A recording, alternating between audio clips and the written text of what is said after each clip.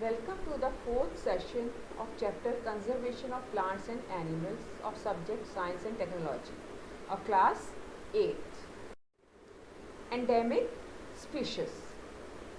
Endemic species are unique to a particular geographical location such as a specified island, some habitat type, a nation or some other well-defined zone.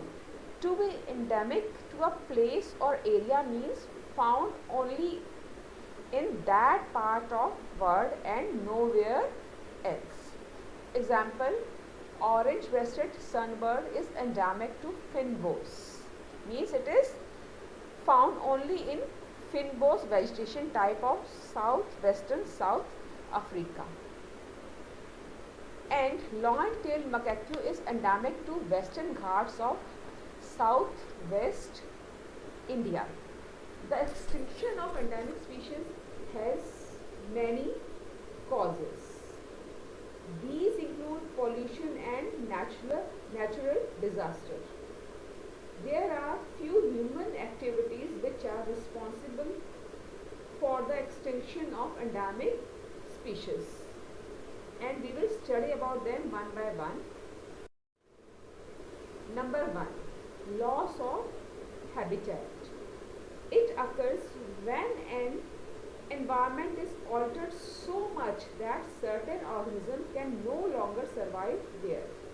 Habitat loss may occur due to pollution or by destruction of a habitat. Destruction, it includes deforestation. As you know that forest is habitat for many plants and animals. Next cause is overexploitation. Overexploitation occurs when living organisms are hunted to so an extent that their population is not able to maintain itself even if it was initially in abundant number.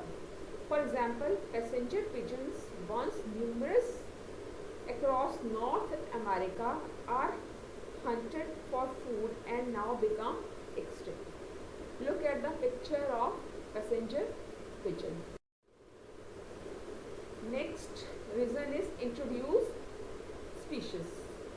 Colonization, that is introduction of new species, can have a significant impact on endemic species. Means when we bring new species to some other place or to a new place, then what happens? This new species may prey on or compete for resources with the existing species. It means there will be a race between the present and introduced species for food and other needs, etc. Next cause is ecosystem disruption. The living organisms in an ecosystem are often linked together in the form of food web or food chain,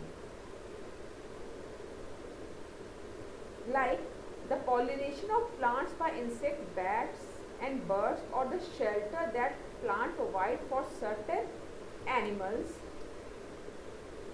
These cause there is a link between them, and because of these links, the reduction in population of one species can affect the population of other species. If any one of link is removed from these food chains or food web, then the population of other species can be affected.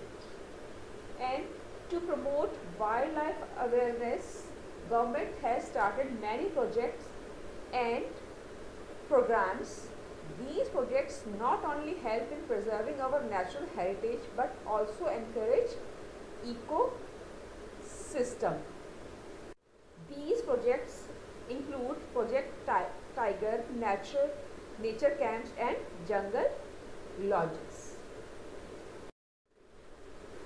Migration. Migration is a periodic movement of a specific animal or bird from the place where it has been living to a new area and its subsequent return journey back to the original home. When animals and birds migrate, it is to find abundant food, favorable place, and for the security. And what helped them to migrate from one place to another? That is, animals migrate and they know where to go. This is still obscure, means we don't know how they migrate from one place to another. But birds, they have sharper eyesight and better visual memory of ground clues than humans.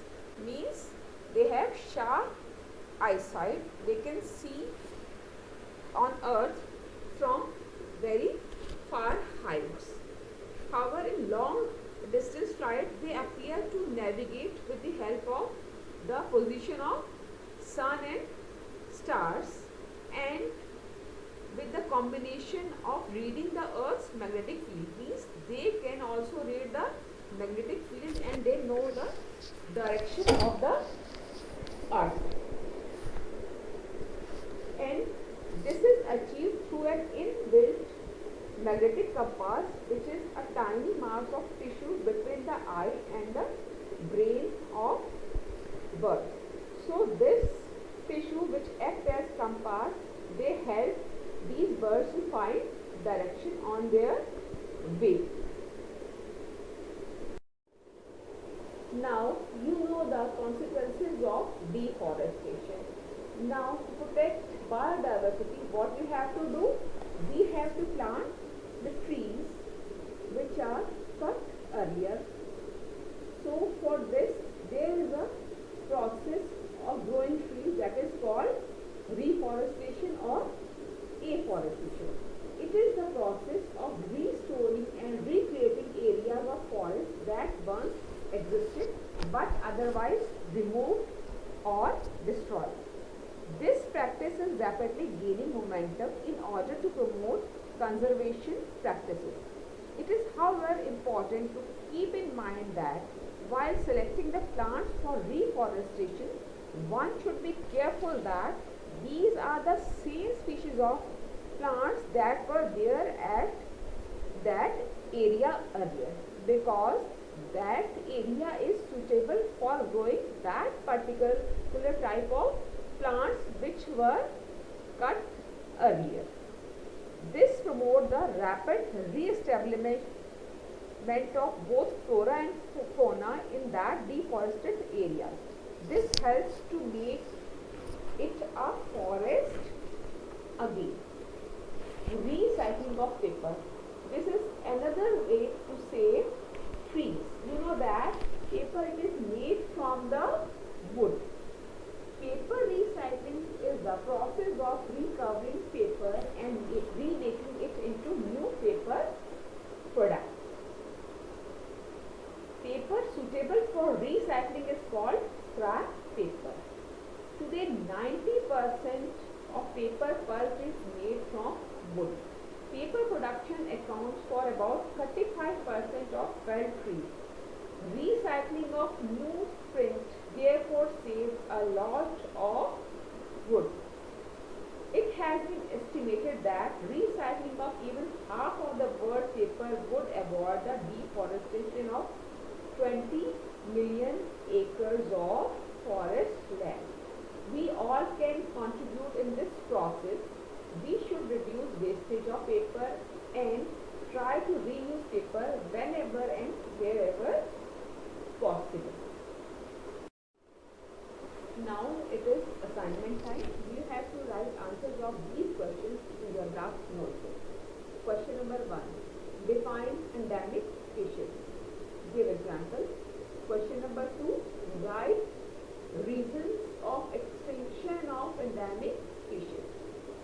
Question number 3.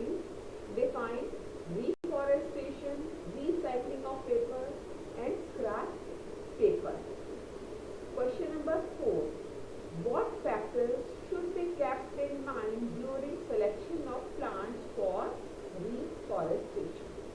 Thank you and have a nice day.